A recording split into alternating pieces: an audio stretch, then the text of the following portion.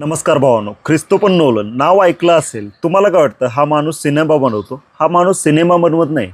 हा माणूस philosophy, physics, psychology या सगळ्यांचं मिश्रण बनवतो आणि एक मास्टरपीस बनवतो. आता त्यामुळे याचा ओडिसी पिक्चर आहे ना, या काही गोष्टीमुळं हा टॉप आणि एकदम बेस्ट असणार आहे. का? कारण याच्यामध्ये फिलॉसॉफी आहे, सायकॉलॉजी आहे, फिजिक्स आहे. त्याच्यानंतर नोलन आपल्या चित्रपटामध्ये एक टाईम लूप्स दाखवतो बघा. टाईम लूप्स असतं.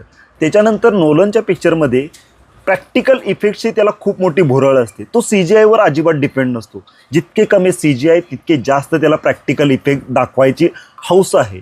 याच्या आधी ते जे आलेले टेनेट असू दे, ओपनहायमर असू दे, त्याच्यामध्ये सगळे मोस्टली त्यानं प्रॅक्टिकल इफेक्ट्स वापरले होते. आणि याच्यामध्ये सुद्धा ओडिसीमध्ये सुद्धा प्रॅक्टिकल इफेक्ट्सच असणार आहेत. त्यामुळे या चित्रपटाची खूप उत्सुकता आहे. आणखीन एक महत्त्वाची गोष्ट म्हणजे साऊंड डिझाईन. ओपनहायमरनंतर साऊंड डिझाईन हे एक नोलनचं मोठं हत्यार बनलेलं आहे.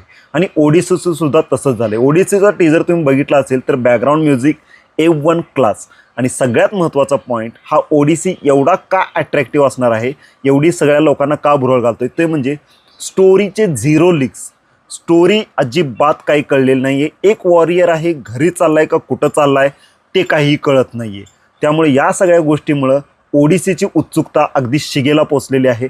बाकी तुम्ही मला सांगा, ख्रिस्तोफर नोलनचा कोणता सिनेमा तुम्हाला आवडतोय आणि तुम्ही ओडिसीसाठी उत्सुक आहात की नाही ते कमेंटमध्ये नक्की सांगा.